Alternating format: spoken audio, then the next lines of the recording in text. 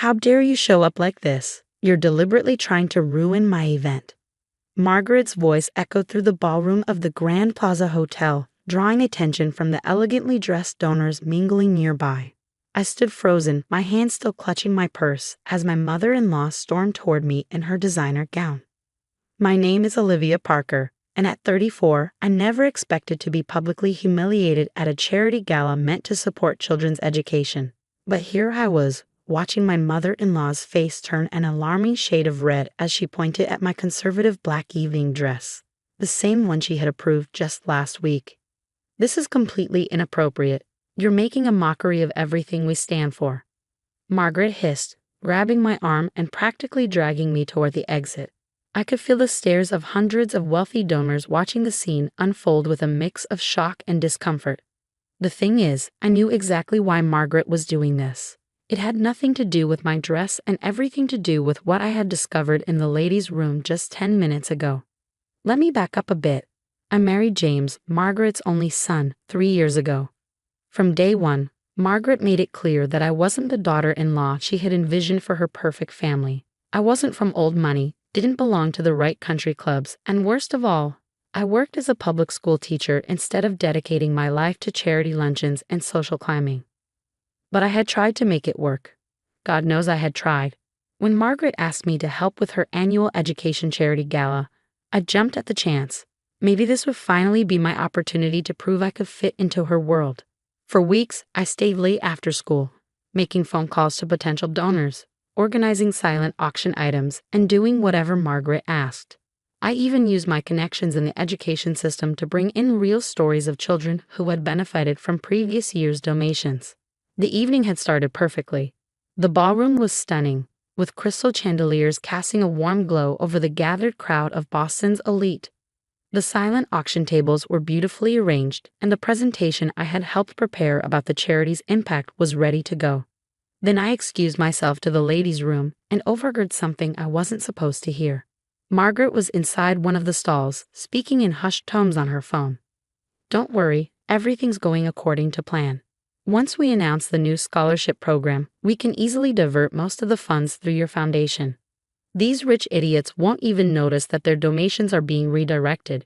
Yes, the paperwork shows it's all going to the children." I couldn't believe what I was hearing. The charity, the one I had been working so hard to support, was apparently a front for something much darker. Margaret was planning to funnel the donations away from the children who desperately needed them.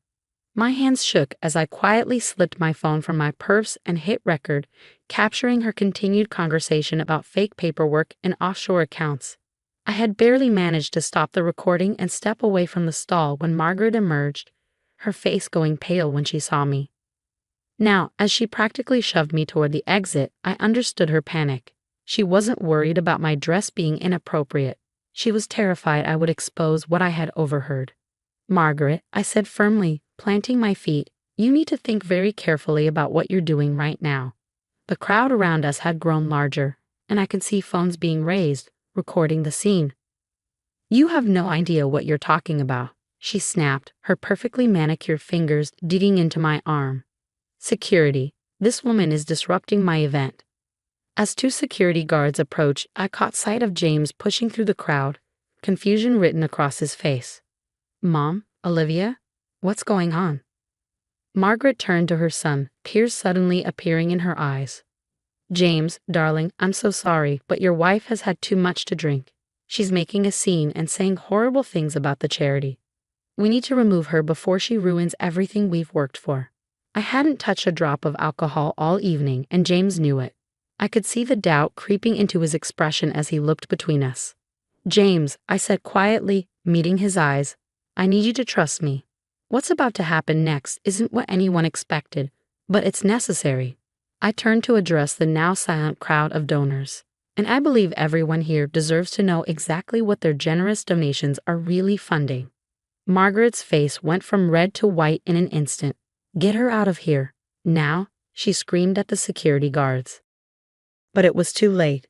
I had already pressed send on a text message, and throughout the ballroom, phones began to chime with an incoming email, the recorded conversation from the bathroom, along with copies of financial documents I had discovered while working on the presentation. The last thing I saw as the security guards escorted me out was Margaret's face contorting with rage as donors began pulling out their phones and whispers started spreading through the crowd. Sometimes being inappropriate means being exactly where you need to be, exactly when you need to be there. The next morning, my phone wouldn't stop buzzing. News of last night's gala meltdown had spread through Boston's elite social circles like wildfire.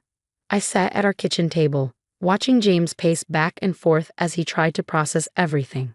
"I just can't believe it," he kept saying, running his hands through his hair.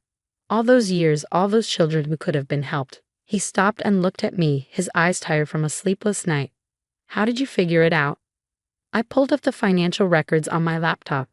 During my weeks of helping with the gala, I had noticed small discrepancies in the charity's books. Nothing obvious at first, just numbers that didn't quite add up, scholarships that never seemed to reach their intended recipients. "Your mother got sloppy," I explained, turning the screen toward him. She was so convinced no one would question her that she barely tried to hide it. The scholarship foundation she was funneling money through. It's registered to her brother-in-law in the Cayman Islands. James sank into the chair across from me, looking devastated. All those speeches about helping underprivileged children, all those galas and fundraisers, it was all a lie. Before I could answer, my phone buzzed again. This time, it was a text from Diana, Margaret's personal assistant. "Mrs. Parker, I need to talk to you. I have more documents. Can we meet?" I showed the message to James. He nodded slowly. "Diana's worked for Mom for 15 years. If anyone knows where the bodies are buried." An hour later, we met Diana at a quiet coffee shop across town. She looked nervous, constantly glancing over her shoulder as she pulled files from her bag. "I've been keeping copies of everything," she whispered, sliding them across the table. "Every transfer, every fake scholarship, every administrative fee that went straight to offshore accounts." I wanted to say something, but Mrs. Harrison, she has a way of making problems disappear. Looking through the documents, my stomach turned. The charity scam went back years, possibly decades. Millions of dollars that should have gone to education programs had instead funded Margaret's lavish lifestyle. Her vacation homes, her business trips to exotic locations. "There's more," Diana continued, her voice shaking. "Last night, after you left, she had a complete meltdown. She started shredding documents in her office and making calls. I heard her telling someone to clean out the accounts before they could be frozen." James immediately pulled out his phone and started calling lawyers. While he stepped outside to talk, Diana leaned closer to me. "You should know, she's planning to blame everything on you. She's already telling people you were in charge of the finances, that you must have orchestrated the whole thing." I couldn't help but laugh. Me? The daughter-in-law she never let near any real responsibility. The one she constantly reminded didn't belong in her social circle. "I know," Diana nodded. "That's why I kept the real records, including all the times she specifically wrote that you were to be kept away from any financial decisions." By afternoon, the story had hit the local news. "Prestigious charity gala ends in scandal," read the headlines. My phone was flooded with messages from other teachers at my school, many sharing stories of students who'd been promised scholarships from Margaret's foundation, only to have them mysteriously fall through. Then came the call from Margaret herself. "You vindictive little witch," she snarled before I could even say hello. "Do you have any idea what you've done? I've spent 20 years building this reputation." "You mean 20 years stealing from children who needed help?" I kept my voice calm, recording the call just like I had in the bathroom. 20 years using their stories to fund your beach house in the Hamptons. "You're going to regret this," she threatened. "By the time I'm done, everyone will believe you were behind everything. The gold-digging teacher who married my son and tried to steal from charity. Who do you think they'll believe, me or you?" "Actually," I replied, "I think they'll believe the evidence. And the witnesses. How many people did you really think you could fool forever, Margaret?" She hung up, but I knew this wasn't over. Within hours, her version of events started circulating. Posts appeared on social media claiming I had manipulated the charity's books, that I had orchestrated an elaborate scheme to discredit her. But Margaret had made a crucial mistake. In her rush to point fingers, she'd forgotten about the dozens of society events where she had publicly belittled me, the countless witnesses to her making sure I was kept away from any real responsibility in the charity. More importantly, she'd forgotten about the people she had stepped on during her climb to social prominence. People who had been waiting years for a chance to expose her. By evening, our house had become an impromptu headquarters for people coming forward with their own stories. Former employees, disappointed donors, families who had been promised help that never materialized. Each person brought another piece of evidence, another account of Margaret's deception. James sat beside me through it all, quietly supportive as his mother's carefully constructed facade crumbled. "I should have seen it," he said at one point, his voice heavy with regret. All those times she said she was protecting the family's reputation. She was just protecting herself. Diana arrived again as night fell, carrying even more files. "She's on her way to the airport," she informed us. "Private jet to the Cayman Islands." But she smiled for the first time since I'd met her. "The FBI is already there waiting." I squeezed James's hand as we watched the news coverage of Margaret being escorted off her private plane in handcuffs, her perfectly coiffed hair wild, her designer dress wrinkled. All her careful planning, all her social climbing and manipulation, had finally caught up with her. But amid the satisfaction of seeing justice served, my heart ached for the real victims, the children who could have been helped, the families who had pinned their hopes on false promises. As I watched Margaret's empire crumble, I was already planning how to make things right. This wasn't just about exposing a scandal anymore. It was about rebuilding something genuine from the ruins of Margaret's deception. And judging by the determined look in James's eyes, I wasn't alone in that mission. The real work was just beginning. The weeks following Margaret's arrest were a whirlwind of investigations, interviews, and revelations. The FBI's forensic accountants uncovered a web of fraud that stretched back even further than we'd initially thought. Margaret hadn't just been stealing from her own charity. She'd been running similar schemes through half a dozen charitable foundations across the country. Sitting in our living room, watching the national news coverage of her case, I felt a mix of vindication and sadness. The reporter detailed the full scope of her deception. Over $30 million meant for educational programs had been diverted to private accounts. And in a surprising turn of events, the reporter continued, her daughter-in-law, Olivia Parker, a public school teacher, has been instrumental in establishing a new foundation to help the families affected by this fraud. James squeezed my hand as we watched. After Margaret's arrest, we'd spent countless hours tracking down every student and family who had been promised help through her fake scholarship programs. It wasn't enough just to expose the fraud. We needed to make things right.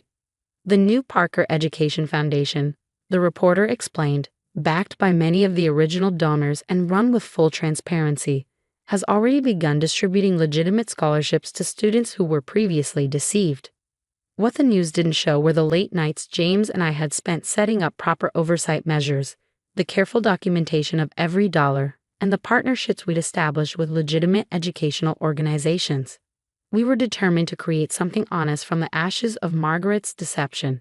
Diana had become our head of operations, her years of detailed record-keeping now serving a genuine cause. "It's like therapy," she told me one day, fixing everything she broke. Margaret's trial was swift and decisive. The evidence was overwhelming, and her attempts to blame others only made things worse. When she tried to claim I had masterminded everything, her own recorded words from the GALA bathroom sealed her fate. The judge was particularly harsh in his sentencing. "Mrs. Harrison," he declared, "you didn't just steal money. You stole hope from children who had precious little to begin with. 20 years in federal prison seems barely adequate." As Margaret was led away in her orange jumpsuit, so different from her usual designer wear, she shot me one final glare. But I felt no satisfaction in her downfall, only relief that she could no longer hurt anyone else. The real victory came 3 months later at the first legitimate scholarship ceremony of the Parker Education Foundation. Watching 20 students receive their college acceptance letters and guaranteed funding, seeing their parents' tears of joy, I knew we had created something meaningful. One mother hugged me tightly after the ceremony. My daughter had given up on college after what happened with the Harrison Foundation, she whispered. "You gave her her dreams back." James stood at the podium, addressing the gathered families and donors. "My mother taught me a lot about legacy," he said, his voice strong and clear, but not in the way she intended. "She showed me that true worth isn't in social status or bank accounts, it's in the lives we touch and the good we do. Today, we're starting a new legacy." The foundation grew beyond our initial hopes. Other donors, impressed by our transparency and genuine results, came forward with additional funding. We established mentorship programs, educational workshops, and support services for first-generation college students. A year after Margaret's arrest, I received an unexpected letter. It was from her, written from prison. I almost threw it away unopened, but curiosity won out. Dear Olivia, it read, I still hate you for what you did to me. But I see the news about the foundation, about the lives you're changing. You've managed to build something I never could, something real. I suppose that's a better revenge than anything I could have planned. I showed the letter to James, who read it with a sad smile. She still doesn't get it, does she? He said. This was never about revenge. He was right. Standing in my classroom the next day, watching my students work, I thought about how different things might have been if Margaret had used her influence for good from the start. But dwelling on what ifs wouldn't help anyone. Instead, I focused on the future. The Parker Education Foundation was thriving, helping more students every year. James and I were expecting our first child, and I couldn't help but smile, thinking about the values we'd pass on. Honesty, compassion, and the understanding that true wealth isn't measured in dollars. Margaret's inappropriate daughter-in-law had built something she never could, a legacy of genuine change and hope. Sometimes the best revenge isn't revenge at all. It's simply doing what's right, no matter who tries to stand in your way. The final irony? The annual charity gala continues, now hosted in the same ballroom where Margaret once tried to have me throw him out. But these days, the only tears shed are those of joy, as we celebrate real achievements and genuine transformations in young lives. As they say, living well is the best revenge, but living honestly? That's even better.